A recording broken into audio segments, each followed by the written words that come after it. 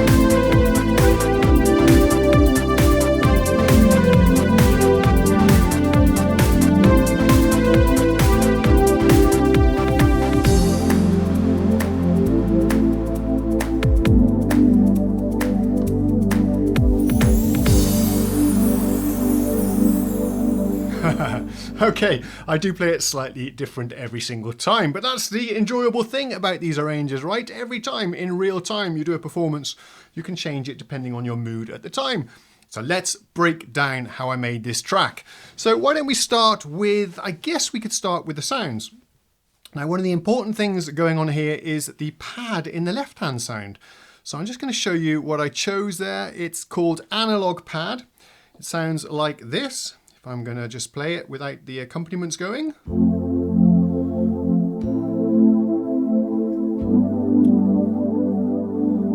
You can hear a little slap bass sound as well. That's just something the PSR does when you have accompaniment on, but the style stopped. But that pad is lovely. It reminds me of a Cyndi Lauper, Time After Time kind of thing, but a real rich, warm sound.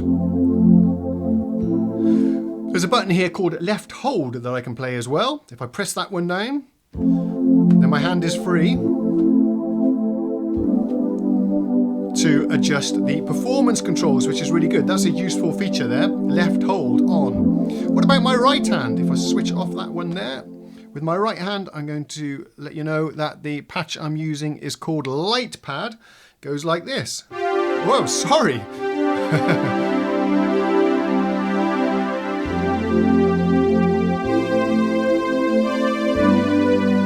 And I actually really enjoy using the PSR in this mode with the accompaniment on. So it's going to play it's going to figure out the chord I'm playing and give a somewhat suitable pad sound, although the pad I'm doing myself as well. So there's a double pad going on here. And then with my right hand, I'm free to do improvised lines, melodies.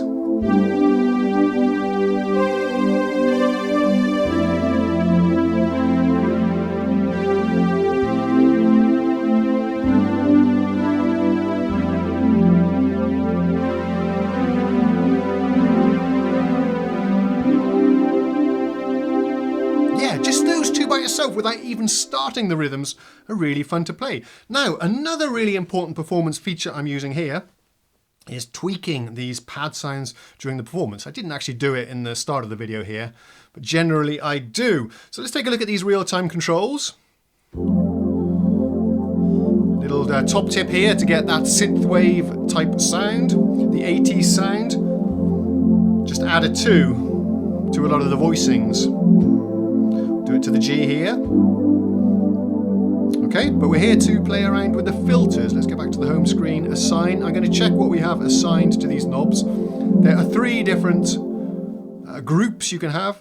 On the first one, I've got the style part mute. I'll tell you about that later. Then I have the cutoff.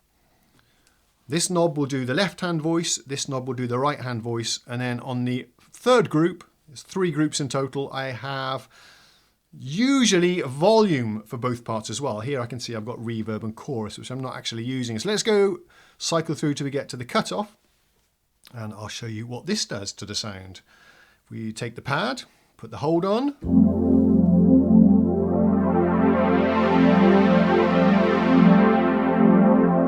So that's really nice. There's a resonance control as well, but I'm not using that right now.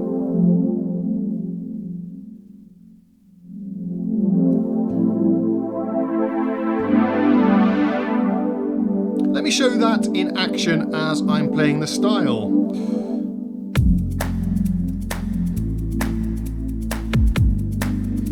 You can build up the track, really nice effects.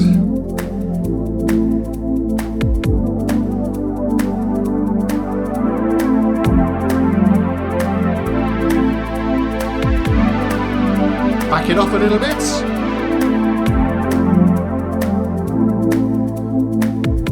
We can of course do the same thing with the right hand.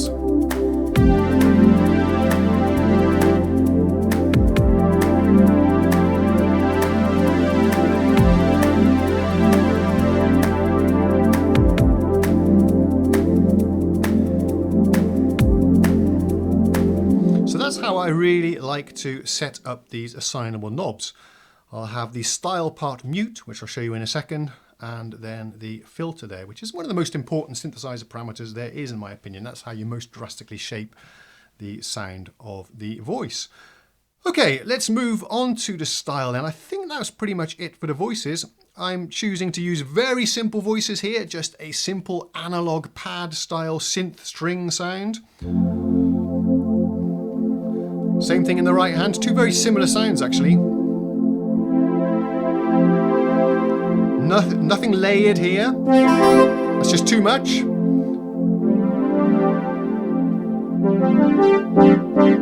I did select also a synth brass sound, but I'm not using it.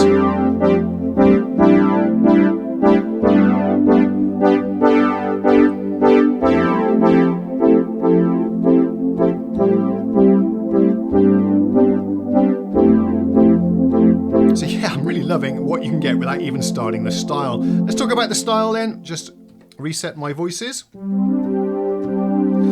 I don't have the one touch setting on here because I want to keep the same sounds playing all the time, even when I change the style variation, which we're going to do during this song. Right, let's get everything going. Sync start. The style I'm using is called 80s dance pop. 90s dance pop actually, not sure what song it's actually referring to. Sync start, we'll get it to play automatically. There's an intro as well, but I didn't use it. A simple intro sounds like this. No, that was the ending, sorry. A simple intro sounds like this. I'm forever doing that mistake. Try one more time. Sync start, intro selected, here we go. Nice.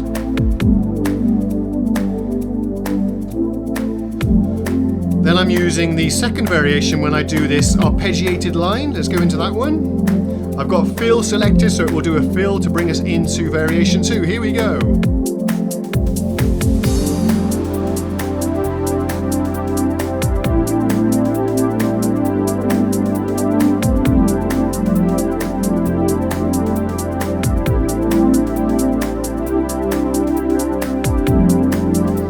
If you're interested, is just F major, A minor, G, and I'm adding the 2 to the major chords, F, A minor, C. So very simple stuff. With my left hand I'm just doing a riff that works very well over all of those chords.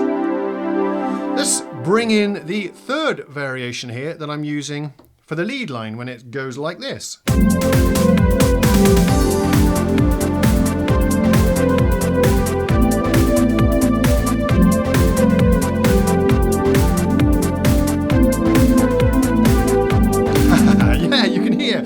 Different chords, different structures, changing the frequency at which the chords change on the fly here. That's the beauty of this. If I was to have programmed this in Ableton or in a synthesizer's pattern sequencer, I wouldn't have the flexibility to change it on the fly like that. That really is the beauty of this kind of thing. But now let's take a closer listen to this style here and how I've tweaked it.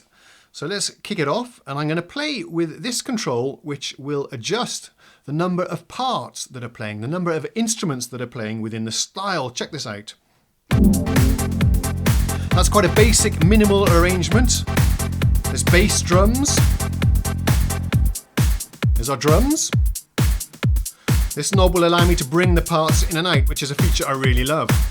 The bass comes in. And quite often I'm using the arranger just like this, with just those two parts only enabled, and I'm doing the rest with my hands. Check this out.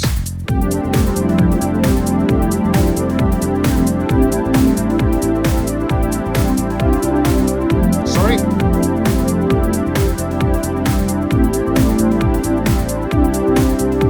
That's the beauty of this, I think. I use it quite often as just a drum machine and a bass line, just something that take care of that. That frees my two hands up to do whatever I like, the creative stuff.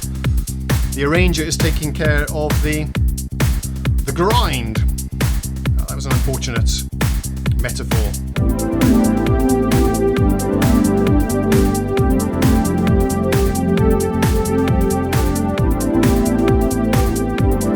I can just jam. Let's do a fill.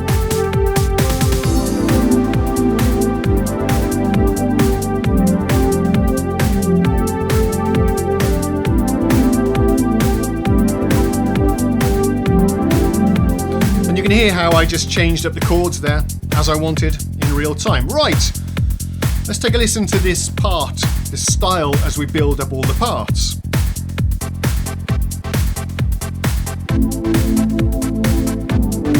I'll take out the pad for now because that's something I'm playing myself.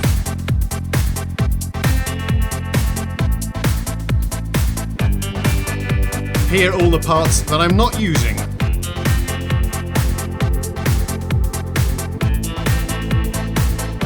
Everything on now.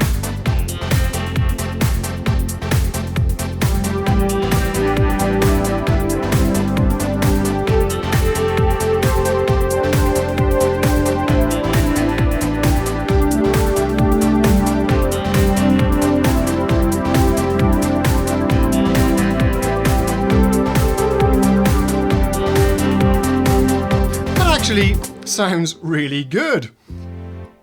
I don't have any issues with that at all. Sometimes I find that some of the styles are too busy. They don't leave you much space to play your own melodies, leads, or your own accompaniment ideas with your right and left hands. So I do dial them back quite often. So I'll take that all the way down to, in this case, I left 3 parts playing, actually 4 parts. There's also a very nice thing I've assigned to this button. I can demonstrate this for you. Let's make this full on, okay? You can't see it, but I have a mixer screen here. I can mute and enable the parts as I like, which is a really nice performance tool. A little bit tricky to hit these small touch targets on the LCD screen. So we just got the drums. We've actually got 2 drum tracks. There's one there, and another one there playing the claps. There's our bass. Chord 1, chord 2, a pad, phrases, 2 of those, and then we can also have audio going as well. Now, one other thing you can do as you're making a performance like this is make use of the multipad controls. If we get something, let's just back this off a little bit, go back down to the second variation to give us some variation. Start that one off. These multipads do interesting things. They're quite good for, in this particular case, they're assigned to rises. Take a listen to this. I'm going to trigger 2 at the same time. Put our pad back in. Hold. Here we go. Here's the riser.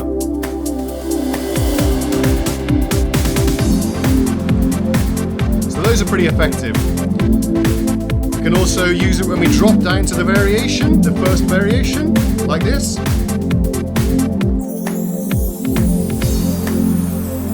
Okay, a lovely bell tree effect on that one, and we have the riser.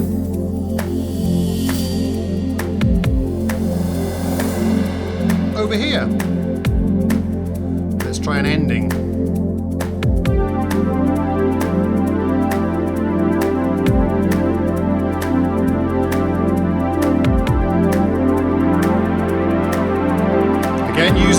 real-time knobs.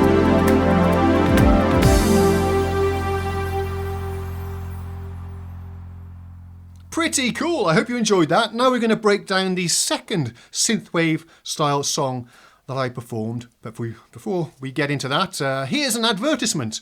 I made it myself. Just wanted to tell you about my piano inspiration series. These are video lessons with the goal of improving playing technique, building music theory knowledge, and broadening your repertoire. I've created lessons for players of all abilities, and we cover a wide variety of topics and musical genres. I'm really proud of how they came out. Subscribe to my Patreon or join my YouTube channel, and you'll get 2 new episodes every month, plus instant access to the entire archive. If you prefer, you can watch old episodes for free on Skillshare when you use my link. More information in the video description or on my website. Now back to the video.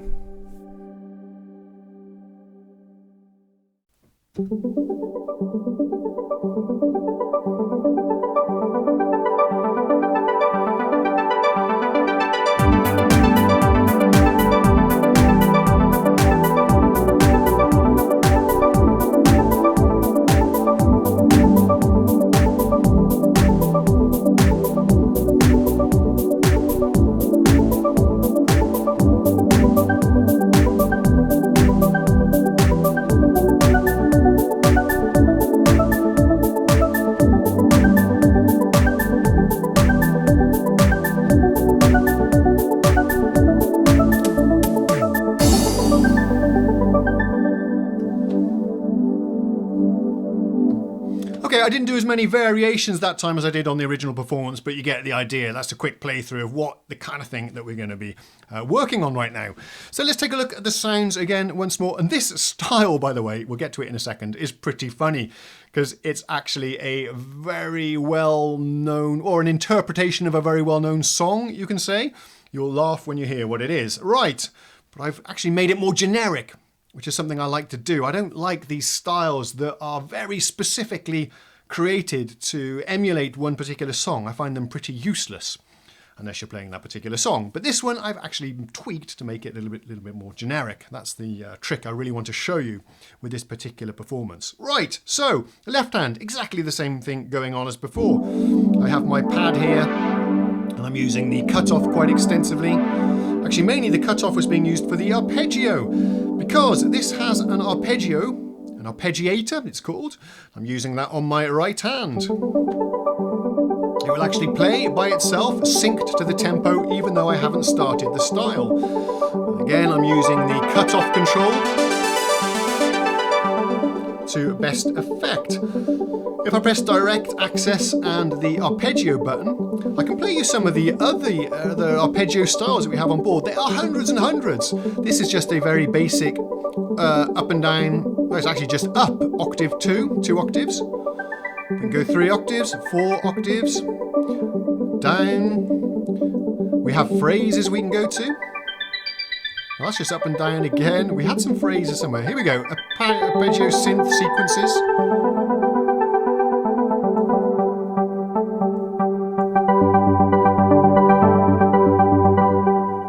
Maybe we can choose one of these just for some variation. Let's see if we can find something nice. Synth sequence number 4.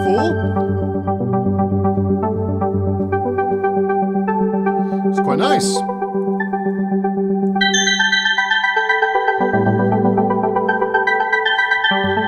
Lots and lots of variety here. Synth sequences 2. We've got a whole new bank here. Let's try octave sequences.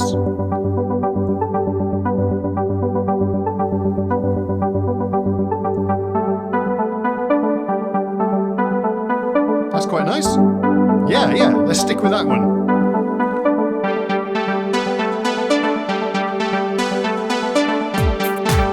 Yeah, just wanted to demonstrate, just start and stop there to stop the arpeggio. There is a huge amount of arpeggios on board. They're really fun. You can use them to play more complicated things in your right hand that would be very difficult to play yourself unless you've got super good timing and a very fast technique, which I don't. So let's try out our new arpeggio with this style then. These sounds I'm using I think are pretty much like before. Now we're using a slightly different lead sound.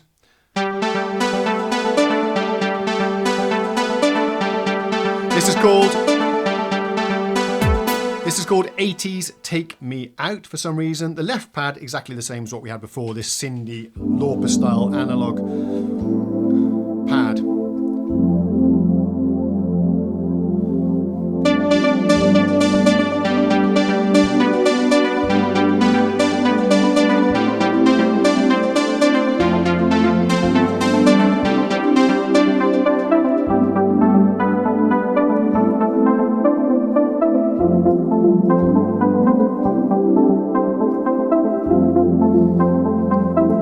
Again, this mode works really nice for introductions, breakdowns, that kind of thing. Yeah, really liking this. Playing some completely different chords to what I had before. We're back in the key of F again now, I see. Why not? We don't have a rigid sequence that we have to adhere to. Let's start the rhythms.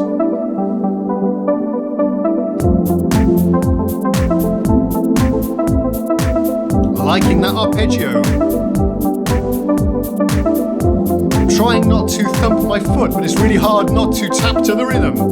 It's going to shake the camera, so I'm having to restrain myself. Yeah, digging this groove.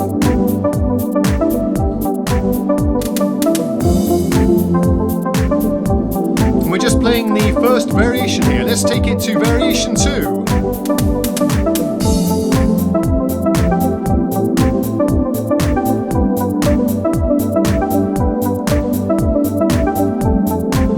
Climbing up the keyboard to add some drama. Variation 3.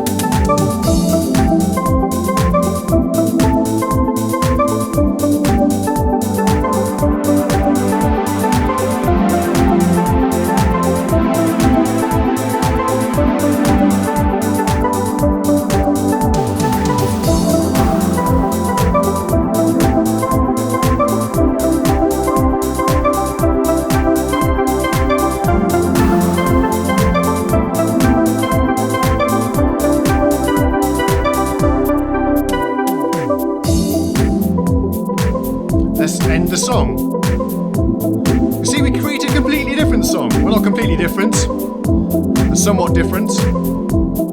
Another trick I like to do when performing is to find a little groove, a riff that works well over all the chords. You hear, I'm just not doing anything to the arpeggio. We're changing everything that's happening below it. It's a really effective composition trick. Just F, A minor. Let's end the song.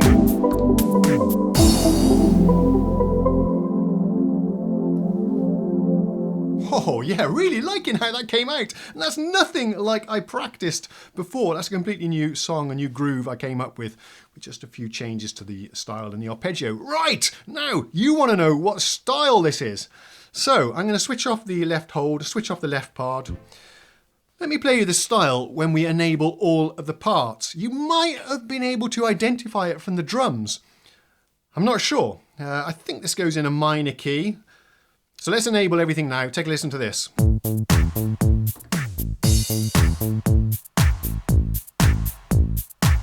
Let's go to the assignable part mute, bring everything in.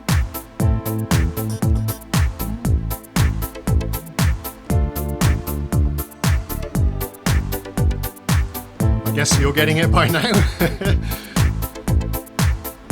I mean, these are fun.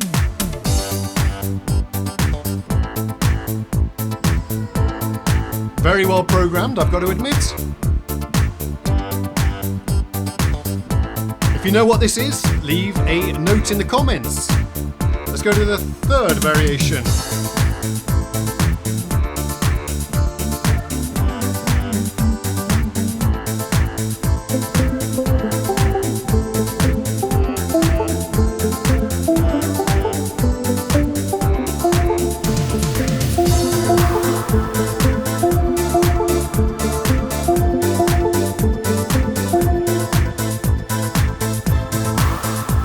Playing slightly too jazzy chords for this song. Let's end it.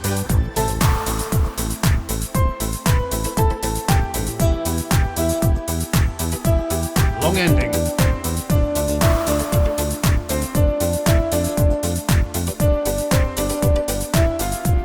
my Rubik's Cube when you need it.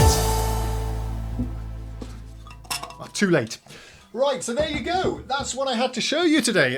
Just a few tips then on how to tweak those performances to make them sound less busy. Perhaps remove those very song-specific elements, make them more generic and more useful for playing your own compositions. That's what I want to do. I don't want to play covers of other people's songs on this. I really want to use it as a songwriting tool to make my own compositions. Hopefully I've given you some tips and ideas how to do that today. This will probably be my final PSR video for a little while because I don't want to be viewed as a one-trick pony. One-trick pony. Do ponies do tricks? Did I get that metaphor wrong? Never mind. I don't want to be just the PSR guy. We do have some other synthesizers coming in soon. All the latest stuff from Roland, plus a very interesting boutique keyboard that I know you guys are going to love. So until then, thanks very much for watching, subscribing, commenting, sharing, all that good stuff. I'll see you again soon. Cheerio. Woodypianoshack.